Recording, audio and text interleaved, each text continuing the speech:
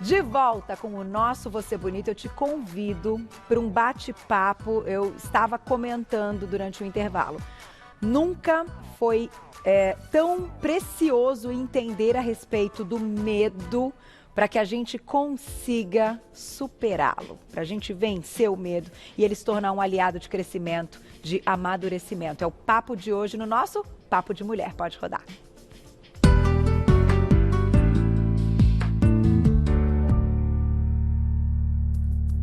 Mais uma vez com a gente, ela que é coach, escritora, palestrante. Estou falando de Lilian Bertin. Bem-vinda! Obrigada, Carol. Veio toda combinando hoje com a nossa decoração. É sintonia com Você Bonita. Pois é, nos nossos tons. Estamos bem, né? Nos tons mesmo. Bem-vinda. Muito prazer tê-la aqui novamente. Eu me lembro que a vez, né, que você esteve já nesse momento que a gente estava vivendo de pandemia, de quarentena, foi super gostoso o nosso papo. E tenho certeza que hoje vai ser assim também. Porque falar de medo é falar simplesmente da questão mais desafiadora do ser humano. Sim. Então, é brilhante, né? Olha, eu no meu mundo empresarial, que eu atuo há 30 anos, então o que eu vou falar sobre o medo hoje, ele é empírico, é de conhecimento de vivência mesmo. Perfeito. Né? Então, eu percebi a dificuldade das pessoas com medo, o quanto o medo acaba impedindo as pessoas de atingirem o auge da carreira, ou de empreenderem, ou até mesmo de se superarem. E é por isso que eu resolvi estudar sobre esse assunto e venho estudando já há algum tempo. Sou estudante de psicologia positiva agora atualmente. Que legal. E eu percebo que quanto mais a gente desafia o medo, mais a gente cresce. Sem dúvida. E claro que vai ao encontro de tudo que a gente está vivendo, porque a situação, não saber o que vai acontecer, ou mesmo se a gente nem pensar em pandemia, mas o medo, ele carrega essa questão daquilo que nós desconhecemos. Eu queria começar nosso bate-papo por aí, né? O que a nossa cabeça, então, eu recebi um material seu super interessante, o nosso cérebro, parece que a todo tempo ele nos coloca essa situação de sentir o medo. Falando assim didaticamente, de uma maneira assim bem simplista, o cérebro ele se divide em 3 partes. Né? Então tem lá a parte do cérebro reptiliano, que cuida lá da nossa preservação. Depois tem o límbico, que é onde o medo mais se manifesta, que são as nossas emoções. E tem a parte do neocórtex. Então, nós precisamos do nosso desenvolvimento pessoal e a gente precisa se conhecer para que a gente aprenda a controlar o medo, porque ele é importante, é uma emoção muito importante. Acaba nos livrando aí de várias situações, né? Então, a gente não quer excluir, mas a gente, quando aprende a se posicionar diante dele, os objetivos são mais fáceis de alcançar. E a gente se sente assim muito mais, vamos dizer, empoderados, né? Mais seguro mesmo com a situação, né? Exatamente. A gente tem até uma imagem para mostrar. Eu comecei falando da questão do cérebro, então, olha lá que interessante para o pessoal de casa conseguir entender um pouquinho dessas áreas que você comentou, né? Isso mesmo. Essa é uma imagem didática, como eu não sou da área da saúde, a gente pega isso de uma forma assim muito, né, simplista, vamos dizer assim. Mas o que ocorre na prática é que quando a gente começa a entender sobre o medo, entender as nossas limitações e nos colocarmos diante, né, de atitudes que possam coibir o medo, a gente começa a ter muito mais resultado e mais sucesso. Então vamos lá, agora sendo até direta na minha pergunta. Sentimos medo, ok, cada um vai ter o seu medo de alguma situação, de alguma coisa, e para cada um isso é individual, né? Isso. É só a gente pegar o exemplo de quem salta de paraquedas e tudo mais. Eu não faço isso jamais na minha vida, tem gente que faz isso toda semana e é algo assim, tranquilo, né? Encarado de uma forma tranquila. Então, pensando até nessa comparação, o que o medo faz, e dessa sua experiência, que realmente bloqueia atitudes e ações? Quando ele faz isso, né? Que momento que você está sentindo que de fato ele interrompe, que você consiga deixar o que não aconteceu de lado para conseguir partir, ir para frente, crescer? Bom, o medo ele pode causar algumas reações. Para alguns, ele realmente paralisa. Sim. Então a pessoa bloqueia, tá certo? Para outros, ele faz a pessoa fugir. Quantas pessoas a gente acaba conhecendo que fogem de uma situação, assim, evitam a qualquer custo? E para outros, ele acaba sendo um estímulo para a ação, né? Agora, eu falo sobre um antídoto. Qual seria o antídoto, que é a sua pergunta? É você, racionalmente, porque nós não somos as nossas emoções. E nós não somos o nosso cérebro, nós temos todos esses mecanismos à nossa disposição.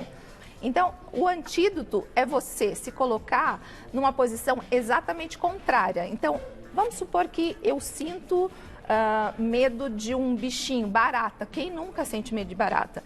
A barata é realmente algo que vai fazer você perder a vida?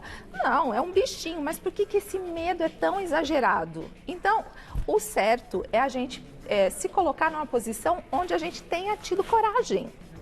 Ou então enxergar a situação como ela realmente é. Agora, aquela colocação maior do que a gente deveria, né? Aquela sensação maior do que a gente deveria é o que faz com que a gente acabe deixando tudo a perder, né?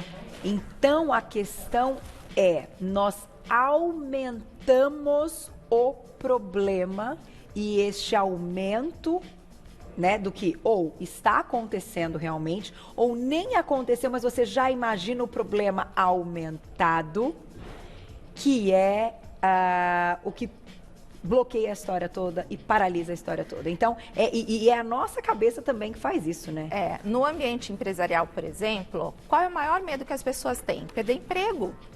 E o que acontece? Ao invés delas se concentrarem em serem cada vez melhores, encontrar cada vez mais habilidades e se tornarem cada vez mais indispensáveis, elas só ficam focando no medo de perder. Entendi. E o que acontece? Qualquer vamos dizer assim, coisa que saia daquela situação normal, ela vai falar, tá vendo? Eu ia perder o emprego.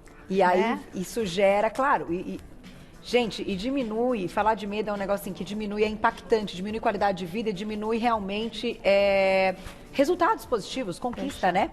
Eu vou deixar uma perguntinha já da produção na tela, olha lá, para vocês, e a gente vai discutir daqui a pouquinho. Será que o medo significa, então, que nós estamos aí mais fracos, que nós somos fracos? O medo demonstra fragilidade? Ai, meu Deus, que papo delicioso, fica o dia todo. Vamos lá, deixamos essa pergunta aí na tela. E legal a discussão, né? O medo significa que a gente tem aí uma certa fragilidade, nós somos fracos, por isso sentimos medo. Ai, meu Deus. Não, na verdade, eu acho que o medo ele é do tamanho da nossa coragem. Ele acompanha a nossa coragem. O fato da gente sentir medo não significa fraqueza em hipótese alguma. Agora, saber controlar o medo, sim, significa coragem, né? Porque o medo ele existe para nos proteger. É um alerta que o corpo manda através da amígdala e fala, olha, presta atenção nisso. Quanto mais você vai aprendendo sobre o medo, quanto mais você vai exercitando, né? Quanto mais você vai agindo, o medo vai diminuindo. Chorar é bom?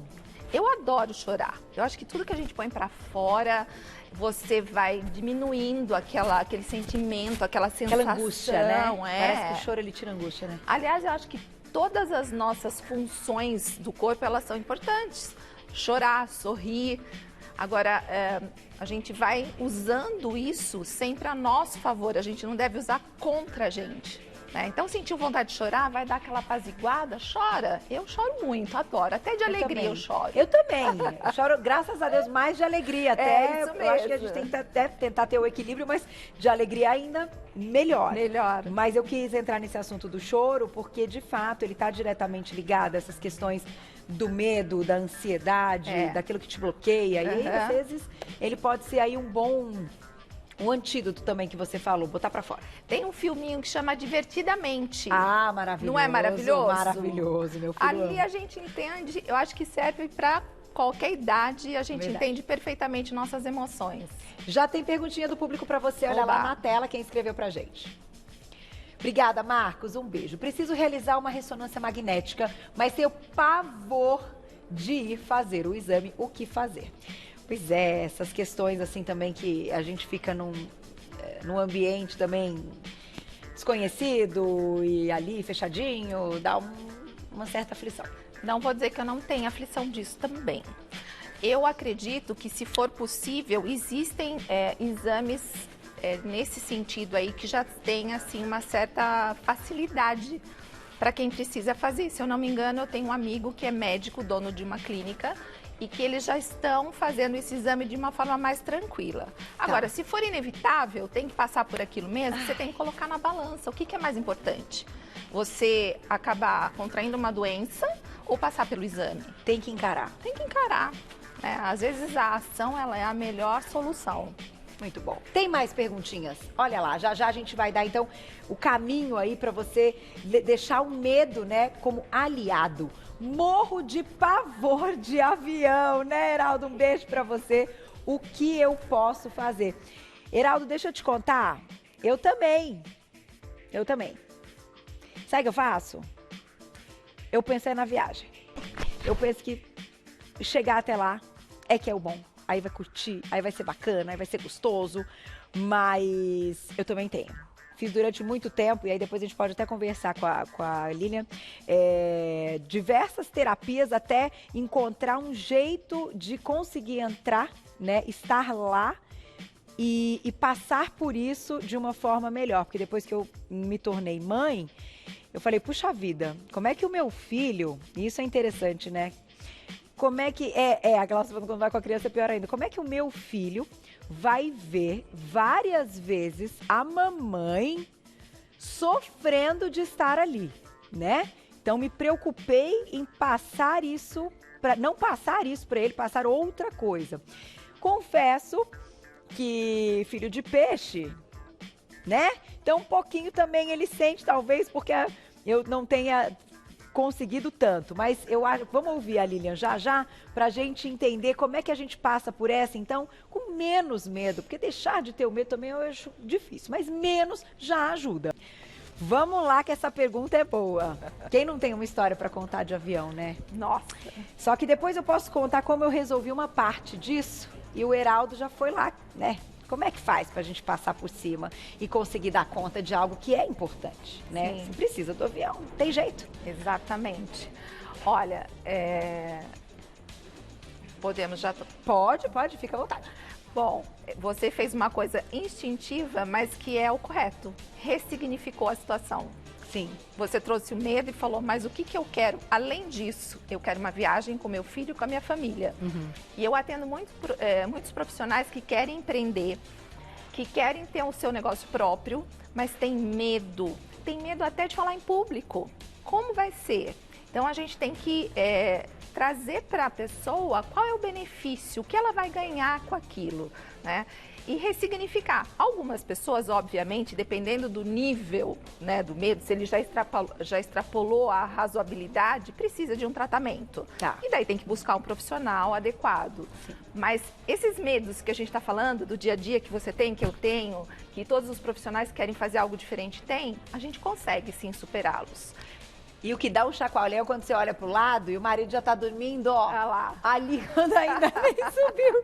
Pois você fala, como pode, né? Então eu acho que a gente também, eu tenho muito isso, de dar uma olhada, né? Ver como as pessoas estão. Então, tentar pegar a calma de uma outra pessoa em determinada situação para ter a calma se eu não tenho, que é, né? o seu antídoto. É o meu antídoto. Ah, gostei disso. É seu antídoto. Você vai buscar uma emoção que faça com que aquele medo apazigue dentro de você. Pois é. Olhar para as aeromoças também ajuda. Sorrindo. Eu falo que as aeromoças são a orquestra do Titanic, né? Elas têm que estar ali impecáveis. Agora você está dizendo, se elas já estão numa situação que elas que passam medo pra gente, obviamente a gente vai ter mais medo. Com então, certeza. Eu sempre, há muitos anos que eu olho para as aeromoças, Heraldo, eu acho que vai te ajudar também. Muito bom. Vamos colocar aí na tela as dicas e a gente vai debatendo um pouquinho. Vamos lá, a primeira, faça do medo seu aliado. Dica número 1, disciplina. Olha, quando você, como a gente já falou a questão do antídoto anteriormente, você tem que se colocar sempre um degrau a mais, né? Então, você já fez uma viagem, por exemplo, você foi para os Estados Unidos, vamos supor. Você vai fazer isso mais vezes, né? Ou você vai se impor, de repente, fazer uma brincadeira numa montanha-russa, alguma coisa assim. Para você ter uma ideia, recentemente, a minha mãe, de 74 anos, saltou de parapente. Lá no Rio de Janeiro, ela foi assim, a sensação do local. Isso, foi o ano passado, no aniversário dela. Ai, tipo, deve ter vídeo, né? Assim, imagens. Temos imagens. E assim, foi muito legal. Então, o que acontece? Ela teve medo? Teve medo, mas a sensação que ela buscava era maior do que o medo. E isso que a gente tem que se fixar, né? Tá aí. Dica número 2, então. Olha lá. Além da disciplina, ação, se imponha a um novo desafio. Isso a gente vê muito com os atletas. Os atletas, quando eles conseguem um objetivo, eles vão e colocam outro. Nem que seja milímetros a mais, nem que seja minutos a mais, nem que seja frações de segundo. Então a gente tem sempre que se desafiar, sempre colocar o nosso cérebro em constante desafio, porque senão a gente não sai do lugar. Muito bom. Tem mais uma? Dica 3, hein? Comemore cada passo na direção do que você deseja. Essa que eu faço, essa eu faço muito. Tudo, sempre, sempre. Cada vez mais a gente tem que buscar comemorar cada pedacinho das nossas vitórias. Porque senão você só olha o que falta e não olha o que você já conquistou. A taça tá meio cheia. Exatamente. Eu falo a taça porque é o brinde aí, tudo. Vinho. O vinho que você me presenteou, enfim, o que cada um tem aí como seu símbolo. Eu queria encerrar unindo uma questão e te colocando, tá? Pra gente fechar. Minha mãe sempre disse, eu já contei aqui pra vocês várias vezes, nunca pense nos problemas à noite, porque eles crescem. Tem horário pra gente encarar o medo e o problema, Lilian? Na hora que eles podem ser resolvidos. Somente. Somente, porque não adianta você se preocupar, que a própria palavra já diz, que você não vai poder resolver aquilo naquele minuto. Agora, se você pode fazer, ele apareceu para você, vai para cima, porque daí ele fica menor que você. E é isso que eu ensino para as pessoas, para os meus mentorados, para os empresários que vêm até mim, porque todo mundo hoje em dia tem medo, mas agir apesar do medo é o que faz a diferença. Não dá para pensar no medo nem resolvê-lo antes que ele ocorra. Exatamente. É isso. É isso aí. Então vamos ter aí maturidade, vamos nos vitimizar menos e encarar.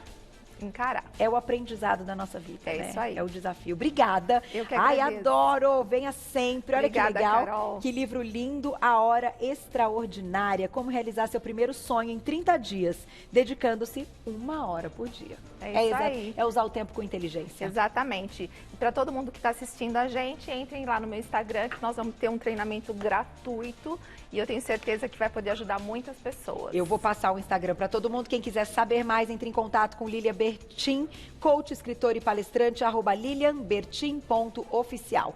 @lilianbertin.oficial. Já encontra todo o trabalho. Eu encerro dizendo coragem e gentileza. Obrigada, Beijo, viu? Carol. Amei. Até a beijo. próxima. Até. Muito bom.